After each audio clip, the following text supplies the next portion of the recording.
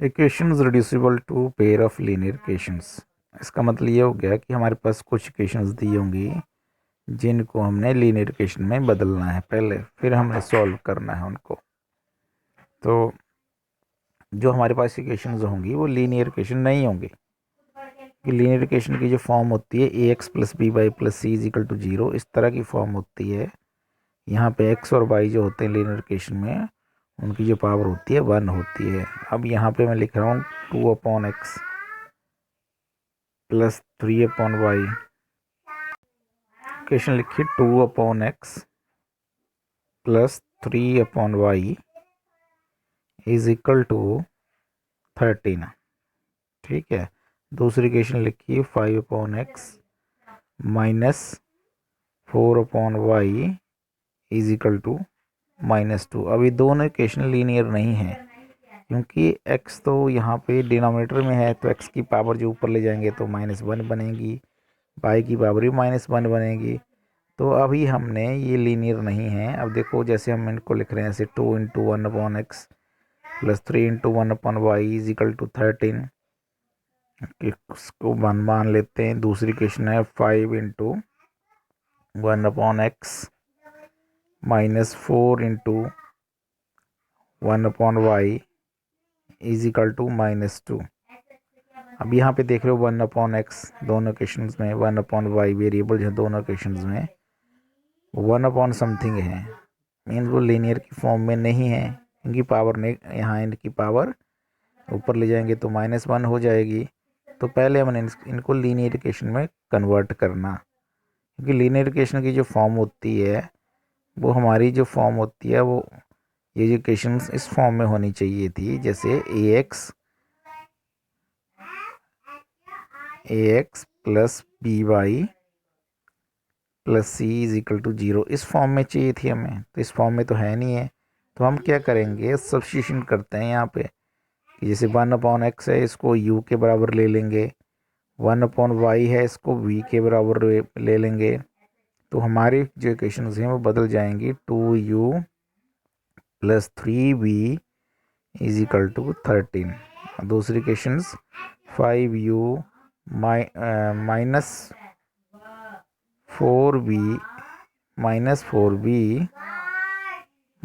4b is equal to -2। अब बनी हमारी, अब ये जो दोनों इक्वेशंस हैं अब हमारी लीनियर इक्वेशन की जनरल फॉर्म में है, जनरल फॉर्म की तरह है। ठीक है। अब हमने देखो बना लिया, पहले जो इक्वेशन थी वो लीनियर नहीं थी, अब हमने इक्वेशन किस में बना दी, लीनियर इक्वेशन में बदल दी। तो इसको बोलते हैं रिड्यूस करना लीनियर इक्वेशन की फॉर्म में। अब हमने इसको सॉल्व करना है। So 2u plus 3v minus 13 is equal to 0, 5u minus 4b plus 2 is equal to 0। अब हम दोनों को सॉल्व करेंगे। तो सॉल्व करने के बहुत सारे तरीके हैं आपके पास, सब्स्टिट्यूशन मेथड है, एलिमिनेशन मेथड है, क्रॉस मल्टीप्लाई मेथड है। तो यहाँ पे हम इन दोनों को सॉल्व करेंगे। 2u plus 3v minus 13 is equal to 0, और दूसरी इक्वेशन हो गई 5u minus 4b plus 2 is equal to 0। अब हम इनको मैं यहाँ पे यूज़ करता हूँ एलिमिनेशन मेथड से सॉल्व कर लेंगे हम। ठीक है, एक वेरिएबल हम एलिमिनेट कर लेंगे। सो एलिमिनेशन मेथड में हम करते क्या हैं, एलिमिनेशन मेथड में हम एक वेरिएबल को एलिमिनेट कर देते हैं। ठीक है। फॉर एग्जांपल अगर मैंने u वेरिएबल को एलिमिनेट करना है तो इक्वेशन 1 को मैं इक्वेशन 2 के u के कोफिशिएंट से मल्टीप्लाई करूंगा, 5 से मल्टीप्लाई किया इक्वेशन 1 को, और इक्वेशन 2 को 2 से मल्टीप्लाई किया जो इक्वेशन 1 में u का कोफिशिएंट है। तो हो गया ये 5 2 ज़ा 10u plus 15b minus 65 is equal to 0। वैसे ही दूसरी इक्वेशन बन गई 2 5 ज़ा 10u minus 8v plus 4 is equal to 0। अब हम सब्ट्रैक्ट करेंगे, by subtracting these two equation तो साइन हमारे बदल जाएंगे, ये बदल गए साइन, अब ये कैंसल आउट हो जाएंगे, लाइक टर्म्स है, अपोजिट साइन है, कैंसल आउट। 15 और 8 हो गए 23, -69 is equal to 0, so 23v is equal to 69, so v is equal to 69/23। So v का आंसर क्या आ गया 3। अब v की वैल्यू हम इक्वेशन 1 या इक्वेशन 2 में भरेंगे, है ना। Put the value of v is equal to 3 either in equation number 1 और इन इक्वेशन नंबर 2। सो 1 में भरेंगे अगर हम, so 2 into u plus 3 into 3 minus 13 is equal to 0, so 2u 3 into 3 हो गया 9 प्लस 9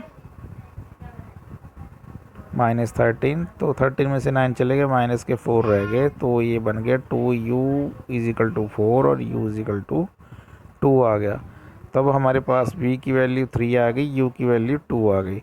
अब हमने इक्वेशंस में क्या किया था, हमने जब रिड्यूस किया था इसको, तो हमने ये लिया था, यहाँ पे बता रहा हूँ सॉल्व करके, 1/x is equal to u, so x क्या हो जाएगा,